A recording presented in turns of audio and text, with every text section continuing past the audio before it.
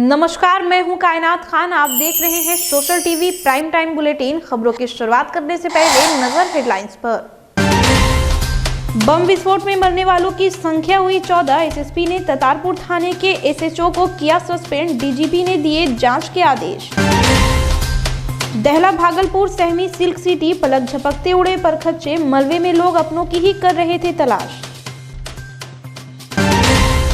फुलझड़ी की आड़ में करता था बारूद का कारोबार, लोगों की शिकायत के बावजूद पुलिस ने मौत के सौदागरों पर नहीं की कार्रवाई। और सुल्तानगंज के असगैविनाथ गंगा घाट पर गंगा में डूबने से छात्रा की हुई मौत। 3 सहेलियों के साथ करने आई थी स्नान। अब खबरें विस्तार से। भागलपुर के काजवली चक में बम विस्फोट की घटना में मरने वालों की संख्या बढ़कर 14 हो गई है। मृतकों में एक ही परिवार के 5 सदस्य हैं, जबकि गंभीर रूप से घायल 11 लोगों का इलाज मायागंज अस्पताल में चल रहा है। बम फटने से 4 मकान पूरी तरह धराशायी हो गई और आसपास चारों ओर मलबे का अंबार लगा है। इस बीच एसएसपी ने ततारपुर के थाना अध्यक्ष सुधांशु कुमार को सस्पेंड कर एफएसएल की टीम को जांच का निर्देश दिया है। प्रथम दृष्टया ये बात भी सामने आई कि यहाँ पे रेगुलर रूप से पटाखे बनाने और बेचने की शिकायत आसपास के लोगों ने बताई है पुलिस को। तो इसमें स्थानीय थाना को ससमय रहते कार्रवाई करनी चाहिए थी। इस तरह का पटाखे का अवैध निर्माण करना रिहायशी इलाके में और वहाँ इसकी बिक्री होना, इसमें थाना ने समय पर कार्रवाई नहीं की है, जिसमें एसएचओ की लापरवाही पाई गई है और उनको निलंबित किया गया है। वहीं डीजीपी एसके सिंघल ने इसे गंभीरता से लेते हुए जांच के आदेश दिए हैं। बना रहा है, उसको लाइसेंस दिया गया है कि नहीं दिया गया, तो उनको लाइसेंस जो है वो नहीं दिया गया।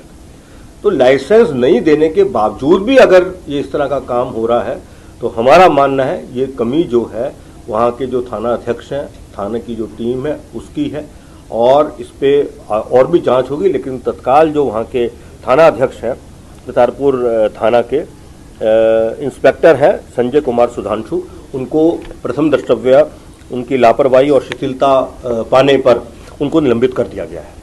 एसएसपी बाबूराम ने बताया कि यहाँ कुछ लोग पटाखा बनाते हैं और उसी के दौरान यह हादसा हुआ है। उन्होंने घटना के लिए स्थानीय थाने की पुलिस को जिम्मेदार ठहराते हुए कड़ी कार्रवाई का निर्देश दिया है। विस्फोट लीलावती देवी के मकान में हुई, जिसमें परिवार के 5 सदस्यों के साथ उनकी भी मौत हो गई। जमींदोज हुए मकानों के मलबे को हटाने का काम जोर शोर से चल रहा है और उसके इर्द गिर्द विस्फोटकों की बरामदगी के लिए डॉग स्क्वाड को लगाया गया है। एफएसएल की टीम भी आई थी और बम डिस्पोजल स्क्वाड भी आया था, और एटीएस से भी बम डिस्पोजल स्क्वाड की टीम को बुलाया गया है। वो भी आके अपनी जाँच करेंगे, क्योंकि अभी तक जो जांच में सामने आया, जो मटेरियल मिला है, जो पूछताछ में बातें सामने आई है, यही आया है कि यहाँ पे पटाखा का निर्माण हो रहा था और शायद पटाखा बनाते टाइम ही रात में कोई दुर्घटना हुई। डीएम ने बताया कि राहत कार्य तेजी से चलाया जा रहा है और जवाहरलाल नेहरू अस्पताल में घायलों के इलाज के लिए डॉक्टरों की टीम को अलर्ट मोड पर रखा गया है। पुलिस इस मामले में 2 को हिरासत में लेकर उनसे पूछताछ कर रही है। कई लोगों का इलाज चल रहा है, तो हम लोग उस पर भी नज़र रख रहे हैं। कल रात्रि से ही लगातार जो जेएनएमसीएच के सुपरिटेंडेंट साहब हैं उनसे बात हो रही है, हम लोगों ने देखा भी है, तो बेहतर इलाज मिले जो भी घायल हैं उनको। और घटना के बारे में आपको पता ही है, कल रात से हम लोगों ने पहले भी आप लोगों को ब्रीफ किया था। अभी जांच चल रही है और उसका जो फलाफल होगा उससे आपको अवगत कराया जाएगा। वहीं अस्पताल अधीक्षक असीम कुमार दास ने बताया कि घायलों की चिकित्सा के लिए अस्पताल में बेहतर चिकित्सा सुविधा उपलब्ध कराई गई है। 10 डेड बॉडी है, एक जो है वो हमारे यहाँ सीरियस अवस्था में भर्ती था और इलाज के बाद जो है वो मारा गया। उसको सीवियर लंग कंटीजन था और हेड इंजरी था और ट्रीटमेंट चल ही रहा था, लेकिन सडनली उसकी मौत हो गई। तो कुल 11 लोगों की मौत हुई है और 5 लोग जो है वो सिंपली उनको कुछ था नहीं, लगता है कि वो डर से एडमिट हो गए थे रात में, तो उनको घर भेज दिया गया। गुरुवार की देर रात धमाके के बाद ही देखते पुलिस, फायर ब्रिगेड आदि की सायरन बजती दर्जनों गाड़ियां सड़क पर दौड़ने लगी। भारी संख्या में लोग घटनास्थल पर जमा होने लगे। साथ ही डीआईजी, डीएम, एसएसपी ने भारी पुलिस बलों के साथ मौके पर पहुंचकर हालात का जायजा लिया और रेस्क्यू का आदेश दिया। घटनास्थल पर पहुंचे जनप्रतिनिधियों ने अपने स्तर से मदद की और परिजनों को सांत्वना दी। कांग्रेस विधानमंडल के नेता अजीत शर्मा ने इसे नीतीश की नाकामी बताते हुए सीबीआई जांच की मांग की है। भागलपुर से मैं विधायक हूं और मैं इसको जान रहा हूं, इसीलिए शहर में पूरा दहशत है। मैं मांग करता हूं आप लोग के माध्यम से माननीय मुख्यमंत्री से इसका उच्च स्तरीय जांच या सीबीआई जांच कराई और जो दोषी पदाधिकारी हो और जो दोषी लोगों को क्यों नहीं पकड़ रहे हैं उन पर कार्रवाई होनी चाहिए। लोजपा नेता मृणाल शेखर ने कहा कि यह साधारण बम विस्फोट नहीं, आतंकियों की करतूत है और एनआईए इसकी जांच करे। मेरी मांग है कि एनआईए समेत सेंट्रल एजेंसी इसकी जांच करे। ये कहीं न कहीं आईईडी का विस्फोट हो सकता है, क्योंकि जिस तरह से मलबा बिखरा है, 4 घरों के छत उड़ गए हैं और करीब 3 से 4 किलोमीटर पूरा इलाका भागलपुर का थर्राया है। डिप्टी मेयर राजेश वर्मा ने इसे प्रशासनिक विफलता बताते हुए पुलिस पर कार्रवाई की मांग की। अपने जान को तो जोखिम में डाला ही और साथ साथ अगल बगल पड़ोसियों को भी आज जो है इसका खामियाजा भुगतना पड़ा प्रशासन की लापरवाही के कारण। मैं यही चाहता हूं कि अभी प्रशासन चेते और अभी भी बहुत सारी ऐसी जगहें हैं जहां पर इस तरीके का बारूद का ढेर जो है वो जमा और लोग इस तरह का काम कर रहे हैं। वैसे लोगों को सख्त से सख्त उन पर कार्रवाई हो और वो काम तुरंत बंद हो।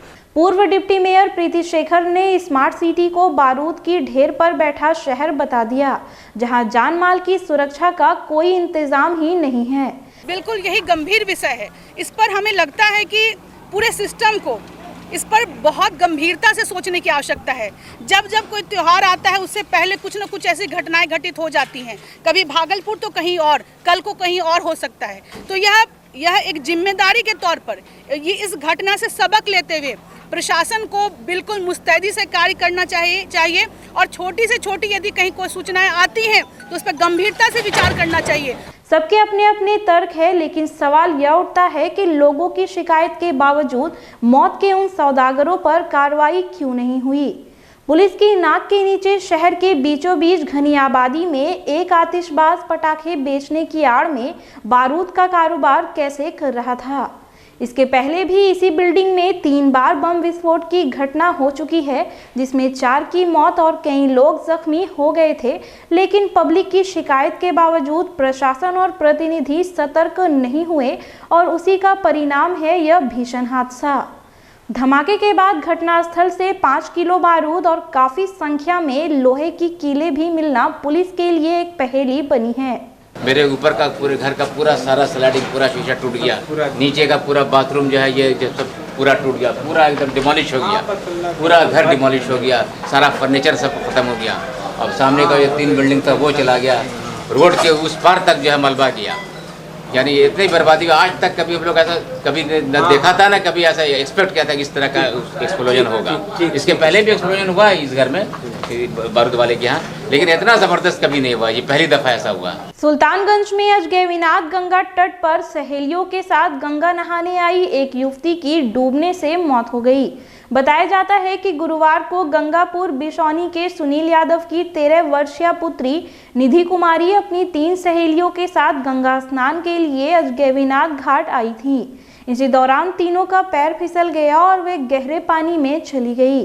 दोनों छात्राओं ने किसी तरह अपनी जान बचा ली, लेकिन निधि गंगा की तेज धार में बह गई।